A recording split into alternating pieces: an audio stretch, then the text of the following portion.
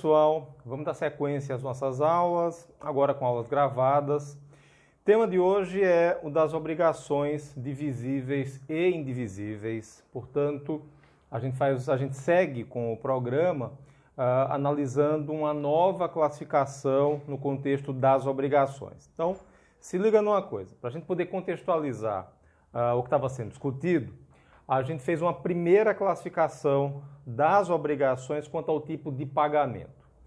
É fundamental a gente esclarecer isso porque a gente vai seguir classificando as obrigações, mas a partir de novos critérios, novos parâmetros, e aí não tem problema nenhum, você muda o critério, você faz uma nova classificação. Então, o que é que nós fizemos?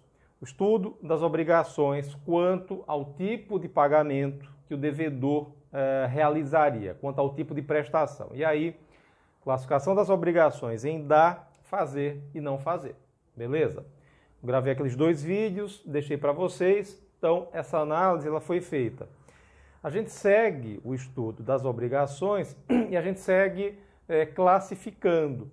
Só que agora, percebam, o foco ele não está mais na prestação a ser realizada pelo devedor. A gente analisa um outro aspecto da obrigação, que é o seguinte.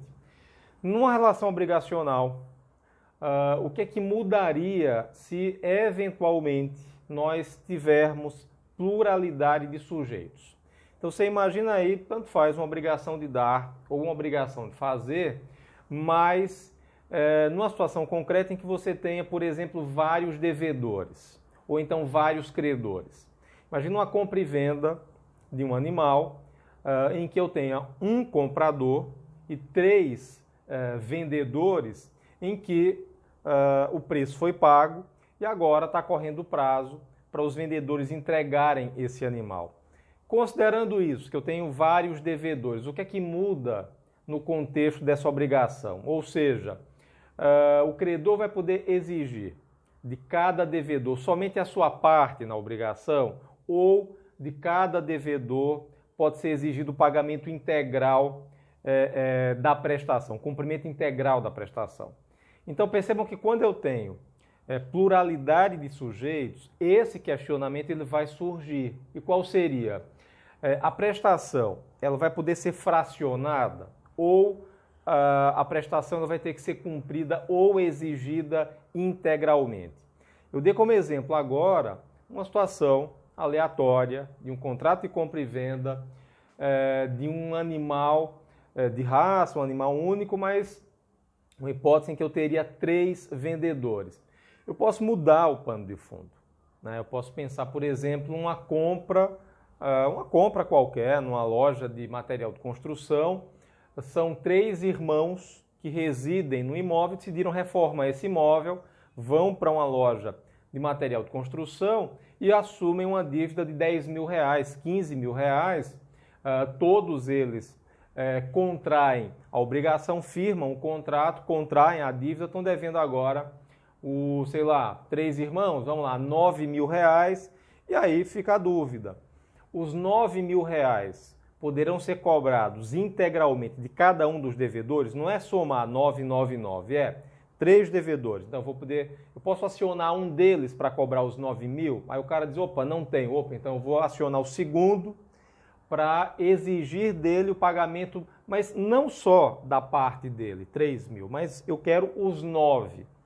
Então é esse tipo de dúvida que vai surgir, que é, havendo pluralidade de sujeitos, isso vai impactar no cumprimento da prestação, no sentido de fracionar ou não?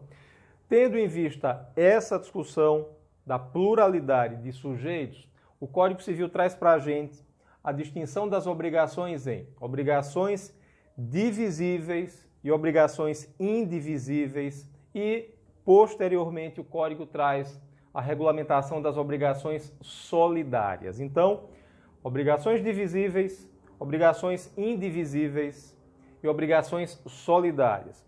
São obrigações diferentes, mas quando eu analiso essas 3 obrigações, há um critério que está sendo utilizado aí, que existe pluralidade de sujeitos nessas relações. A gente começa essa análise agora e na aula de hoje a gente analisa a distinção entre obrigações divisíveis e obrigações indivisíveis. Obrigação solidária é a aula seguinte. Hoje a gente vai analisar a sistemática que está no Código Civil, do artigo 257 ao 263. Então, o Código Civil trata das obrigações divisíveis e indivisíveis do artigo 257 ao artigo 263. Portanto, Código Civil na mão aí para a gente analisar essa sistemática. Uma primeira questão é a seguinte, ó. Se a gente pegar aqui o artigo 257, o Código Civil prevê que, havendo mais de um devedor ou mais de um credor em obrigação divisível, esta presume-se dividida em tantas obrigações iguais e distintas quantos os credores ou devedores. Ou seja, o Código Civil, nesse artigo 257, o Código Civil estabelece uma presunção de divisibilidade das obrigações no Brasil. Então, em regra geral, por força do 257, as obrigações em que há pluralidade ou de credores ou de devedores, em princípio, são obrigações divisíveis. Então, naquele exemplo anterior, que eu destaquei para vocês, de, sei lá, uma compra em que o preço agora é devido, sei lá, por 2, 3, 4 devedores, em princípio, o credor só poderá exigir de cada devedor a sua parte na dívida. Não poderá, em princípio, exigir de cada co-devedor o pagamento integral. Essa é a regra geral por força do 257. Significa, numa situação concreta, uma dívida em dinheiro, de R$9.000, 3 devedores, o credor só poderia acionar cada devedor para pagar a sua parte. Então, supondo que um deles fez o pagamento dos 3.000, recebe a quitação, esse devedor ele estaria liberado do contrato e, com a quitação, eu não respondo mais por nada e os outros co-devedores continuam vinculados, mas cada um responsável apenas pela sua parte, tá bom? Então, essa é a previsão geral do 257. Então, parar para pensar uma coisa. Na prática, se você pegou um contrato, você está diante de uma situação concreta em que há pluralidade. Pegou um contrato em que há pluralidade de contratantes, você tem vários devedores, e você está na dúvida sobre qual regime jurídico que se aplica ali, né? Ou seja, se cada devedor vai ser acionado para pagar só a sua parte ou se cada devedor vai ser acionado para pagar a dívida toda. Estou na dúvida, vou analisar o contrato, li o contrato todo. O contrato não traz nenhuma cláusula expressa dispondo sobre como os devedores vão ser acionados para pagar. Você lê o contrato, não tem nada. Como regra geral, no silêncio do contrato, você vai aplicar o 257. Que estabelece a presunção geral de que as obrigações no Brasil são divisíveis e, portanto, cada devedor vai responder apenas pela sua parte. Por que eu estou sugerindo que você primeiro faça a leitura do contrato para verificar se no contrato há alguma previsão sobre isso? É que se no contrato houver cláusula expressa estabelecendo que cada devedor responde pela dívida toda, aí nós teremos o regime jurídico da solidariedade, que a gente não está analisando agora. É que o Código Civil prevê, isso a gente vai discutir na nossa próxima aula, que é possível, por estipulação expressa no contrato, a previsão de solidariedade, que os devedores respondam solidariamente por aquela obrigação, ou seja, que cada um responda pela dívida toda, mas isso aí seria solidariedade, obrigação solidária. A gente não está analisando isso aqui agora, fica para a próxima semana. O fato é, pegou o contrato, tem cláusula expressa sobre isso? Não, então vem para o Código Civil. Regra geral, 257, cada devedor paga somente a sua parte. Essa é a previsão geral, beleza? Vamos seguindo aqui com o Código Civil. Então, a gente já definiu o que é obrigação divisível. É aquela que você consegue fracionar, cada um paga a sua parte, essa é a regra geral para nós. Tá. Agora, quando é que uma obrigação, de acordo com o Código Civil, quando é que ela vai ser indivisível? Vamos para o artigo 258 do Código Civil. A obrigação é indivisível quando a prestação tem por objeto uma coisa ou um fato não suscetíveis de divisão, por sua natureza, por motivo de ordem econômica ou dada a razão determinante do negócio jurídico. Então, o artigo 258 está estabelecendo quando é que nós vamos aplicar o regime da indivisibilidade das prestações da obrigação do direito brasileiro. E aí, meus amigos e minhas amigas, a chave para a gente entender isso, o critério que está definido no 258 está muito claro. A obrigação vai ser indivisível quando a prestação for indivisível. Tá o critério. Então se liga nisso. Se você pegou um contrato qualquer, você pegou está analisando uma situação prática, uma relação obrigacional, e eu estou, de novo, estou voltando àquele exemplo lá que a gente estava analisando. Estou na dúvida sobre se a obrigação é divisível ou não. Observem a prestação. Porque a gente está trabalhando da seguinte maneira. Em princípio, cada um paga a sua parte.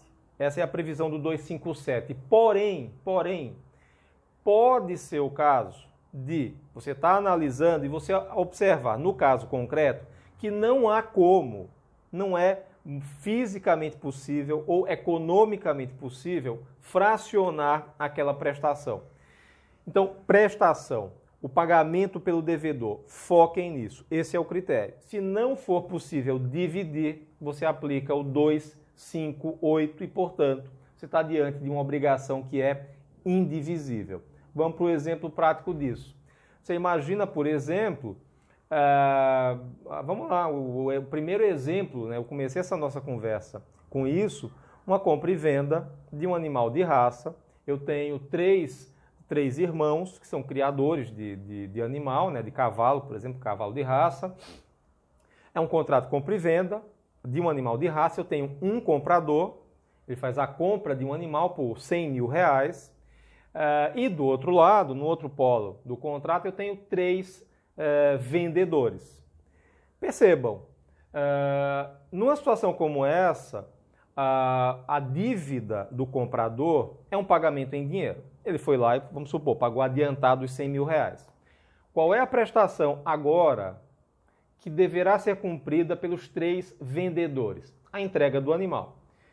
Num caso como esse, numa situação como essa, é evidente que não haveria nenhuma necessidade de esse contrato estipular que esse animal terá que ser, ainda que sejam três vendedores, mas que esse animal terá que ser entregue de forma íntegra ao comprador. É óbvio que não precisa, isso aí é presumível pela própria natureza da prestação. Ou seja, traduzindo, é óbvio que num caso como esse não poderia um vendedor entregar só uma parte do animal, um terço do animal, o segundo a outra terça parte e o último um pedaço do cavalo. Óbvio que não tem como fracionar o cavalo. Então, se eu tenho três vendedores e a prestação é a entrega de um animal, é evidente que, independente de qualquer previsão contratual, independente de qualquer previsão contratual, mas essa é a típica obrigação indivisível, já que eu tenho pluralidade de sujeitos e eu tenho uma prestação que não admite fracionamento. Num caso como esse, o comprador poderá exigir integralmente o pagamento de qualquer um dos devedores.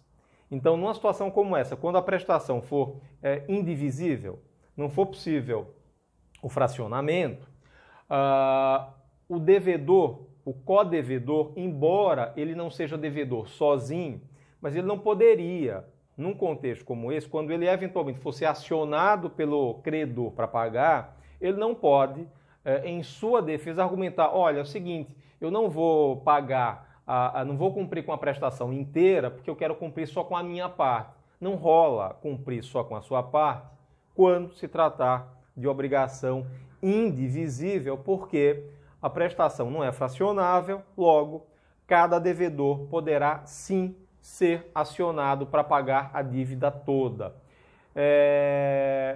Essa é a previsão do artigo 259, inclusive, aqui do Código Civil, 259. Se, havendo dois ou mais devedores, a prestação não for divisível, cada um será obrigado pela dívida toda. Percebam o seguinte, nesses casos de indivisibilidade, você precisa se ligar numa coisa. Existe um aspecto dessa relação obrigacional que é o aspecto externo, vamos dizer assim. O que é o aspecto externo? É a relação credor-devedor. Outra coisa, outra dimensão é a dimensão interna, ou seja, se eu tenho vários devedores, nesse exemplo do cavalo, um aspecto é a relação devedores-credor. Esse é o aspecto externo da relação. Outra coisa é o aspecto interno, de um devedor em face do outro. Tá? Então, sob o aspecto externo, são vários devedores, cada um pode ser acionado para cumprir com a obrigação integralmente. Beleza, o credor poderia ter acionado os três conjuntamente, nenhum problema, mas ele também poderia ter acionado somente um dos codevedores. E esse codevedor estaria obrigado, sim, a realizar o pagamento integral. No aspecto externo, sempre a gente vai pensar a prestação de forma integral.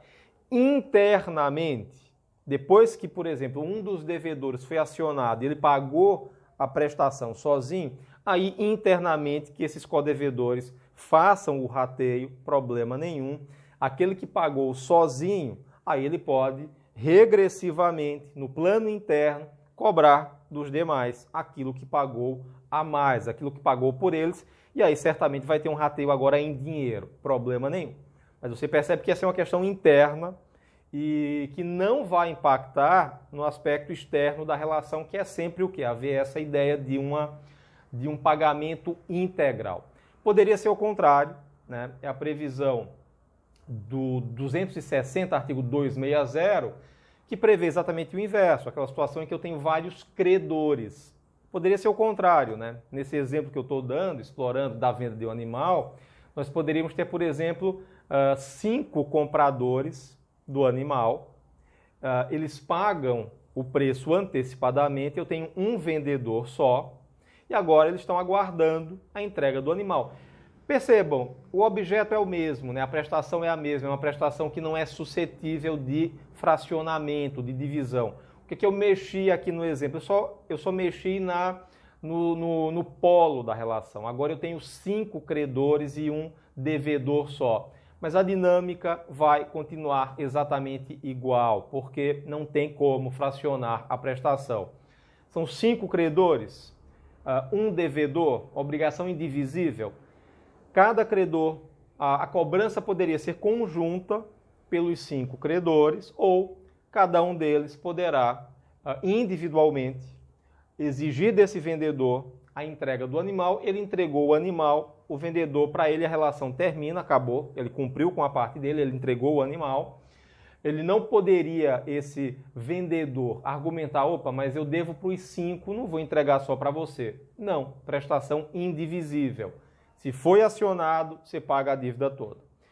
O credor recebeu o animal e agora, internamente, eles vão fazer esse rateio, esse arranjo, né?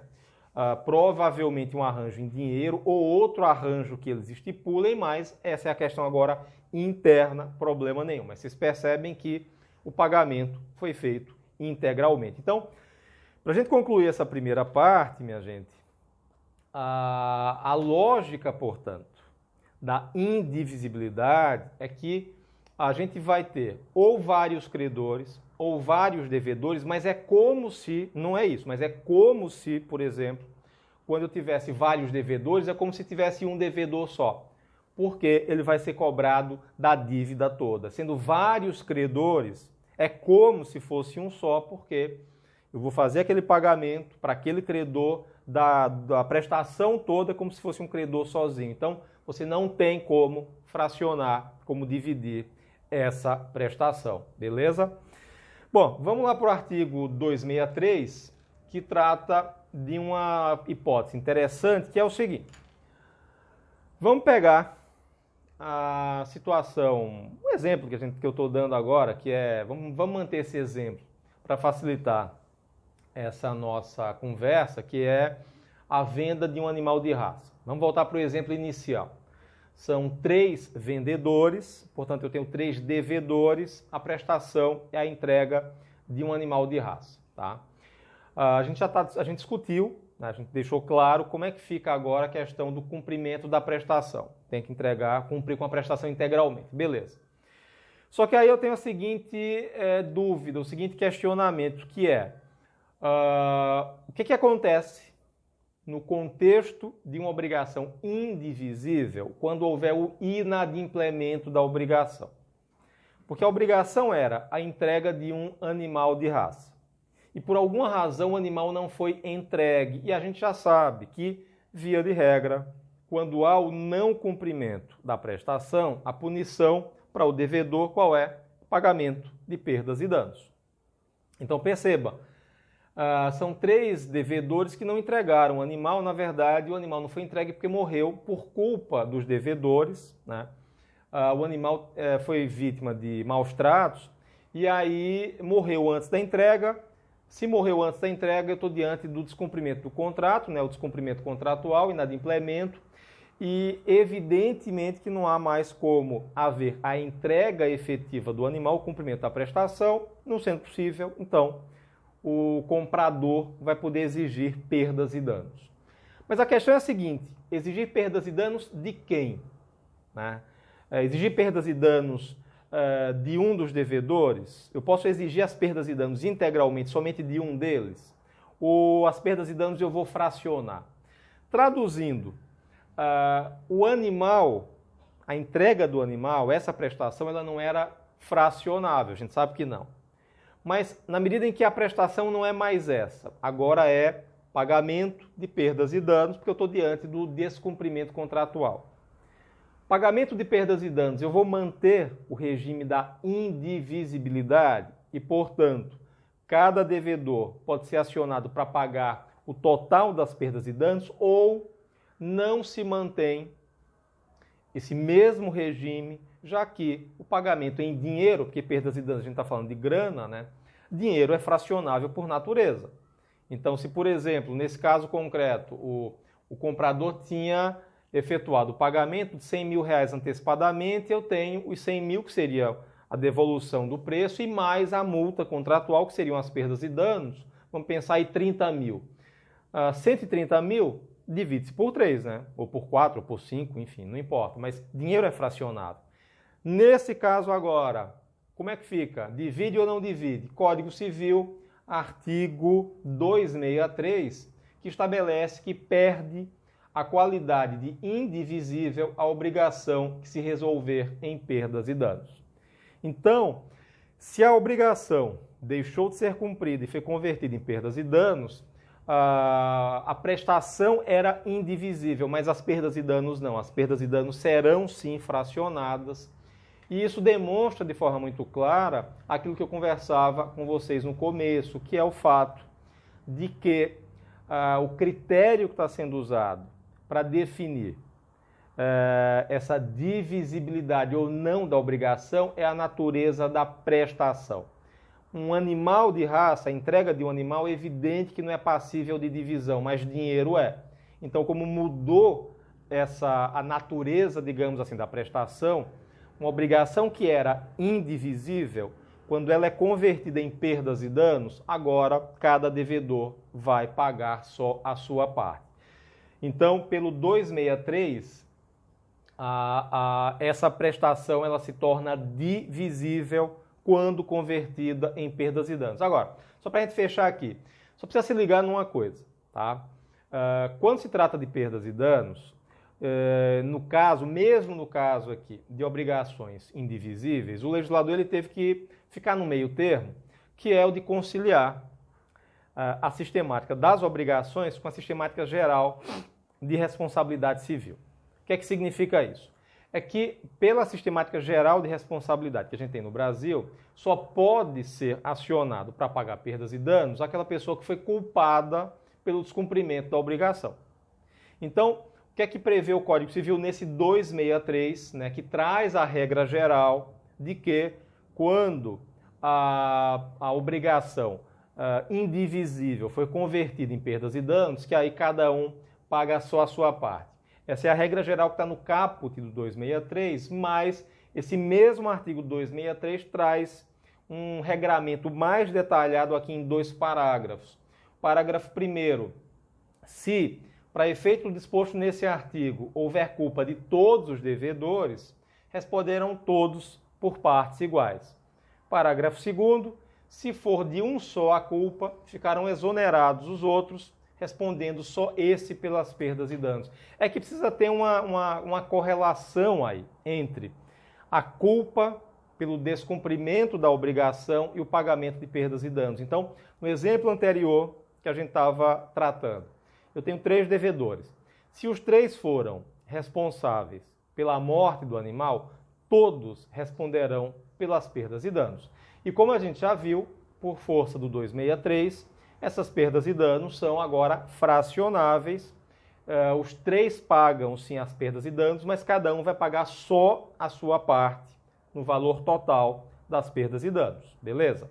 É isso que está dizendo aqui o parágrafo 1º do 263. Mas é possível que, mesmo no exemplo como esse, de 3 devedores, 3 vendedores do animal, é possível que apenas um tenha sido culpado pela morte do animal. Então vejam, se apenas um foi culpado pela morte do animal, não seria justo que os demais codevedores que não contribuíram para aquele resultado, que eles sejam punidos da mesma forma, porque pagar perdas e danos é punição. Então, nesse caso, se somente um foi responsável, somente ele vai arcar com o pagamento das perdas e danos. Tá? Essa é a previsão do parágrafo 2º do 263. Mas percebam que aí a gente já não está mais discutindo o fracionamento ou não de perdas e danos, de indenização. A gente está discutindo, na verdade, outra coisa. É a questão da culpa pelo não cumprimento do contrato. Então, regra geral, sim, minha gente. Podem afirmar isso de forma categórica, está lá no caput do 263.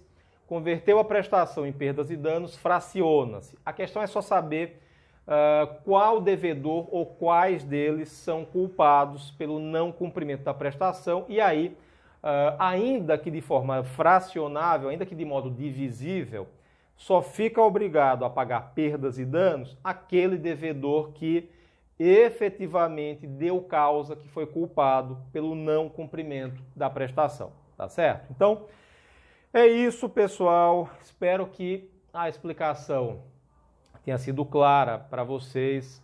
Eu vou concluir só dizendo o seguinte: há um critério, eu estou voltando para o começo da nossa conversa, há um critério muito claro que está sendo utilizado para poder, para possibilitar essa discussão de se a prestação é divisível ou não, que é relações obrigacionais em que há pluralidade de sujeitos. Isso é obrigatório, minha gente. Se não houver essa pluralidade, vocês nem vão discutir isso aqui, tá? Não há essa discussão. Vale o que está contratado. Agora, se eu tenho uma relação em que há pluralidade de sujeitos, seja de credores ou de devedores, aí sim, somente aí vai surgir a dúvida de se a prestação é fracionável ou não, beleza? Então se liga nisso, para você não querer ficar aplicando de forma ampla demais essa distinção, mas ela vai ser aplicada, esse regime jurídico aqui é aplicado somente quando você tiver relação com vários credores ou com vários devedores. Próxima aula nossa é sobre solidariedade. A gente começa o estudo das obrigações solidárias no nosso próximo encontro. Abraço, até a próxima.